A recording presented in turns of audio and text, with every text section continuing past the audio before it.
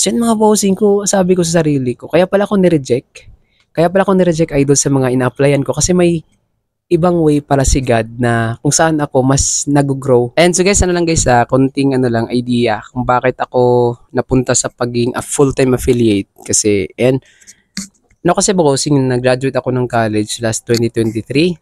And after that bossing, after ko talang graduate, pag kinabukasan boss, gawa ako ng resume, application letter, madami akong pinagpapasahan mga bossing idol and all of them boss na-reject talaga ako. And ibang ano natin, ibang ina-applyan ko na kailangan ng experience. Yung iba naman, kailangan ng driver's license since I'm into business po administration mostly pag nasa ano kayo sa mga nag-apply kayo ng mga lending institutions, kailangan talaga ano, marunong kayo mag-drive tapos wala akong motor. Wala akong motor, di ako marunong mag-drive, wala akong driver's license. So, and I was so down by that time. So, napag-isipan ko hanggang saan lang ba ako? Hanggang graduate lang ba talaga ako? Kasi nga po, matagal na kasi ako ano guys, nangarap graduate and so far, na-achieve ko naman sa awa ng Diyos. So, ayun. Since ano kasi bossing, fourth year college ako, part-time affiliate, yun po yung source of income ko by that time. Kahit pa konti-konti lang mga bossing, makabenta na akong isang product per day or dalawang product, ayan, goods na sa akin yun. So, until I decided mga boss, madami na kasi akong pinag-applyan and halos naman rejection yung na-receive ko. So, why not i-full-time natin yung pagiging affiliate? So, eto, nag-start talaga ako from scratch kasi nga po wala akong mga free samples by that time.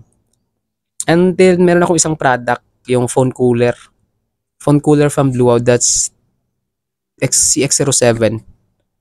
Live ako ng live, kahit walang nanonood. Kasi konti lang viewers ko, honestly, konti lang viewers ko sa TikTok. And hindi naman ako ganun kaganda gumawa ng content. Kasi wala pa nga tayong mga gamit, di ba? Yung cellphone ko nun, malabo yung camera. So, sa live stream doon, idol, pag natawag dito, first live ko, nakabenta ako ng 2. Tapos, yung presyo, ang commission 10%, anong presyo ng product na binibenta ko, nasa around 500 plus. So, naka 100 pesos ako, isang livean lang. Mga ano lang yun na, nag-live ako kasi 1 hour lang yun kasi yung cellphone ko mabilis malubat. Until, tinuloy-tuloy ko lang, until sinuwerte, may mga content akong nagawa sa ibang, kasi madami akong TikTok accounts sa ibang TikTok accounts na nag-trending. So, ayun, may na-commission tayo. And eto lang guys, itong ano lang to, the month of last year, mga April to September, I think April to September, pinuntahan ako ng madaming product ni seller, ni Blue Wow, tsaka ni Flexstone. Dalawa yung seller seller na nag-provide sa akin ng free samples sa mga phone coolers. And by that time, idol, nag-click yung mga yung mga live stream ko. So, nag-live ako, minsan na-commission ako ng 1K plus per day. Pinakamababa doon, nasa 400 pesos per day yung commission ko. Sa live lang yun. So, yun mga bossing ko, sabi ko sa sarili ko, kaya pala ako nireject. Kaya pala ako nireject idol sa mga ina-applyan ko kasi may ibang way para si God na kung saan ako mas nag-grow. If full time ko na and up to this moment bossing, ito yung i-share ko lang sa inyo guys yung 2 weeks commission ko guys, ito. 2 weeks commission ko. Hindi yan pang brag guys Sinuwerte lang talaga ako dito guys. Ngayon sa matapos yung product na pinopromote ko during live is maganda sa mga gamers. So doon ako nag-focus muna. Natutunan ko sa aking experience, wow experience, is hindi guarantee guys na graduate ka. Makakahanap ka ng magandang trabaho. Makakahanap ka ng magaan na trabaho talaga.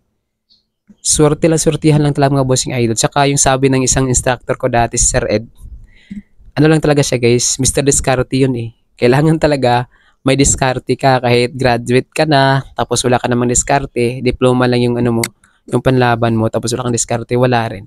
Dapat yung diskarte tsaka yung diploma mo, pinagsabay mo. Diba si Josh Mojica natin, sa kanya, wala siyang diploma pero may diskarte siya. Pero kung kaya mo naman pagsabayin yung dalawa, idol, why not? Di ba? Sa akin, bossing nga tawag dito. Sobrang hirap lang din po kasi guys. Hindi madali maging affiliate guys. Madami ding time na wala kang benta. Tsaka kapag pasabi ka idol na ginawa ko naman lahat. Sadyang hindi pa lang siguro yung time na yun, yung binibigay ni God para sa'yo. So guys, ito lang guys, pa-share ko lang sa inyo kung paano ko i-withdraw.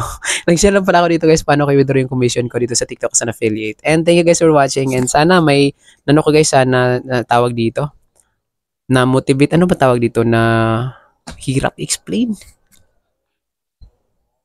Basta. Thank you guys for watching.